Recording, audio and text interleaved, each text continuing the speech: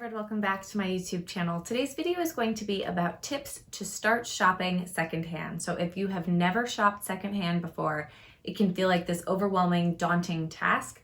If you have shopped it before, then this video isn't really very helpful for you, but maybe you'll learn a few tips and tricks into what I do to find the best deals. So this is going to be specifically discussing shopping secondhand online for the first time. Shopping in a thrift store is a little bit different, and there are different tips to ensure that you find some good pieces, find some real gems. And I can do that in a separate video if anyone's interested, but we're going to talk specifically about online secondhand shopping or online thrifting today. In this sort of overwhelming idea, there are many places and many thousands or hundreds of thousands of items online in different thrift stores, consignment shops, that sort of thing. So where do you start? The first thing I would suggest is finding a gap in your wardrobe. You don't just want to search for tops, right? You want to find something a little bit more specific. Search terms are going to be really helpful. So find a gap in your wardrobe and then go from there. If you have a specific item in mind, it might be an item that you tried on in store but they didn't have in your size or your color or something like that.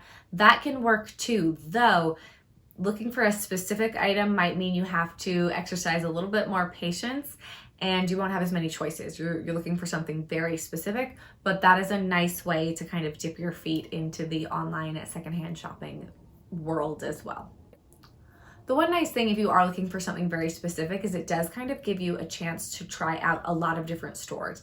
And depending on the kinds of shops that you shop in person, might help dictate where you want to start online. So if you are looking for the best deals out there, then eBay and Poshmark and Tradesy are probably going to be the best bets, and I would really stick with eBay and Poshmark.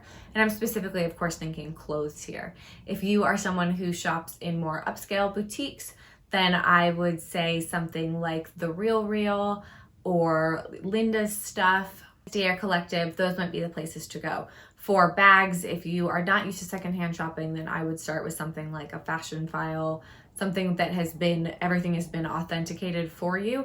So Fashion File, Rebag, Yugi's Closet, I would start with those compared with something like a Poshmark or eBay.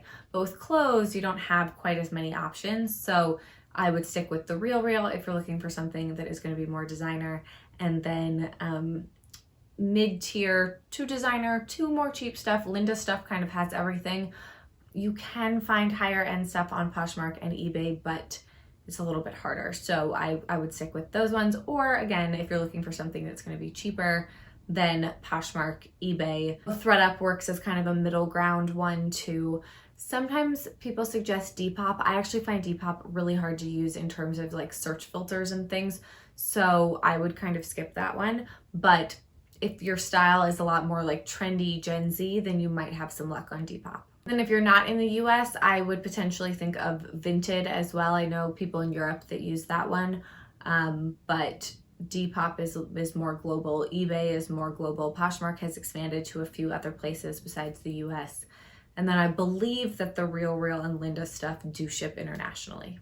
So you might be saying, now, how do I figure out the gap in my collection? I actually have a whole list of videos kind of all about gaps in my collection and my closet data, how you go about assessing what you already have in your wardrobe. But you might just say, hey, you know what this would look really good with? It would look really good with a pair of black jeans, and I don't have a pair of black jeans. That's a gap in your wardrobe. Write that down somewhere. Once you kind of know the idea of the piece that you want, maybe it's a specific color, maybe it's a specific kind of item, maybe it's a specific brand, then you actually need to go through the brands and the items that you already have in your collection and figure out what brands fit you the best. What is it that you like about that brand? Do you want to stick with that brand, or do you want to upgrade your brands? That's something that I did when I first started secondhand. I thrifted so much of my wardrobe, and then I discovered that I could find things a lot more easily on the secondhand pre-loved market. And so I started selling off the things that were kind of more of like the mall brands, and then started getting some higher end things in place of them, the items that I used all the time. So you can upgrade your wardrobe as well, but figure out what it is about those brands that you liked and discover the new brands out there, or continue to search for those same brands. If you are deciding to upgrade or look for a different brand that you don't have in your closet, have you tried that brand on in person? Have you felt that brand? You don't want to get the item and then be disappointed. So if you have tried it in person, if you're impressed with the quality, if the fit looks good on you, if you kind of know your size, you're going to have a lot more luck on the secondhand market. If you want to search just like a brand in general, but you don't know what items you're looking for from that brand, then go through your closet again and figure out what colors do you feel you're best in, what looks good on you, what cuts and silhouettes do you like the best, which sizes, do you like things oversized, do you like things tight, do you like things cropped, that sort of thing. All of that will be very helpful in what you're looking for secondhand. Another really important step is measurements. So take out those items that you love the most on you, lay them flat, and then take a measuring tape. If you have a cloth measuring tape, that is better than a hard measuring tape, but when you're measuring flat, you can use just like a regular measuring tape or a ruler, and you want to figure out your measurements. So there's lots of things you can look for online, but if you're looking for waist, then you want to do, if it's something high-waisted, then from one end to the other end. If you want to do your inseam, then that is the crotch all the way down to the hem of the pants on the bottom.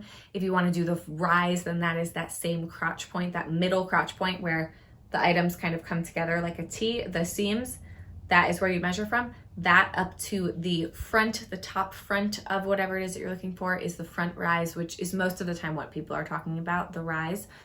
Your hips are going to be at the widest point. Your bust is armpit to armpit. There's lots of measurements that you can get. The measurements that go across, like pit to pit, or your waist or your hips, you measure those and then you double them. Bust, waist, hip, inseam, and rise are the ones that are most important to me, but you might find that shoulders are something that are really important to you. Whatever that's going to be, find your measurements, write them down, and then know that you have maybe a little bit of tolerance, especially if something has a stretchy waist or is a stretchy kind of fabric, but I wouldn't go anything other than like a half an inch in either direction. So your measurements will be very helpful for you online. So now you are ready to start searching. So the best thing to do is to start with filters. Filter out the colors that you're looking for, filter by brand, filter by size. Some of these sites, when you sign up, they have you enter in your measurements and then they say, this is my size. So you can just search my size, which can be helpful. And it can give you a few different. So you could say, I'm a size 4 and 6 in pants, right?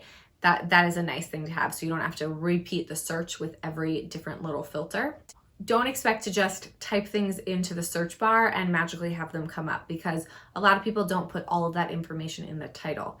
So you will want to filter as many things as possible. Try to get it down to a number that seems manageable. If you're still looking through thousands of listings, that's not going to work. But if you filter too much, then you might get only like 2 hits, right? So something I would say between like maybe 20 to 100 is something that's manageable. Set a budget and ask questions. So if you know what your budget is, you can actually just insert that into the filter. If you say, oh, I'm okay with spending around this amount, then maybe you kind of leave that out, or you put a maximum that's, $10 higher than your max or something like that, so that you have a little bit more wiggle room. You can also, on some sites, submit an offer, which can be a nice way to haggle that price down a little bit, but stick to your budget, right? Don't continue to go over budget, because you're just going to keep allowing yourself to do that and you'll be more disappointed with those purchases. You can also watch an item and see if a seller discounts it in the future. Sometimes when you watch an item in eBay or Poshmark or Linda's stuff, the people are going to see that you've watched something and they'll just send you a slightly lower offer. So sometimes that works, and sometimes you need to submit an offer yourself.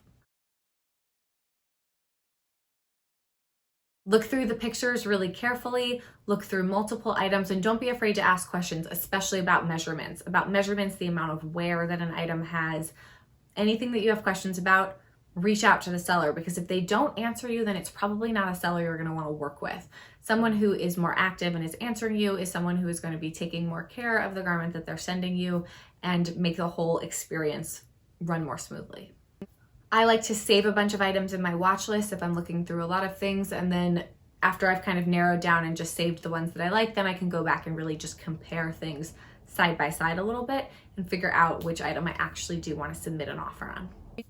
Once you do find the perfect item, you do want to go ahead and get it though, because buyer's remorse is something real. On the secondhand market, there's not just always going to be another one. Sometimes you've found this unique thing and it might be a really long time before you can find it again if you don't buy it right away. Try not to wait too long, but also if something is way over your budget, then that is not the item for you. Or if it's not perfect, then it's not the item for you. So it's okay to like something and then only buy it if they drop the price significantly. It wasn't meant to be otherwise, right? But if you found something that really is a truly great find, don't wait on it. And the last piece of advice is to keep in mind that this is a gamble and it's not always going to be a win. Sometimes you're going to find some real gems out there and you're going to find just excellent buys, pieces that you love and wear for years to come. And sometimes you're not. Sometimes you're going to find an item that doesn't work out for you for whatever reason. So have a plan in mind for what to do if those items don't work out. Are you going to resell them? Are you going to send them to a local consignment shop or thrift store? Are you going to give them to someone? What are you going to do if it doesn't work out? Because that is a real possibility. I would say you can kind of expect 1 out of 10 things, even if you're really, really careful with measurements and everything, to not work out. So there is a gamble with it. Some places allow you to return. I know Linda Stuff does. Some eBay sellers will accept return. Sometimes you have to pay shipping back, but that can be helpful. Tradesy, you can do returns. So knowing the return policy might be helpful in deciding which sites to shop as well. So those were some just really basic tips. I hope that that is helpful and maybe makes you feel a little bit more confident about how to get started on this secondhand shopping online whirlwind. It is a really great way to save money, to find excellent items, and be a more sustainable and conscious shopper. If you have any questions, please do leave them down below. Thank you all so much for watching. I hope you have a wonderful day, and I will see you in a future video. Bye.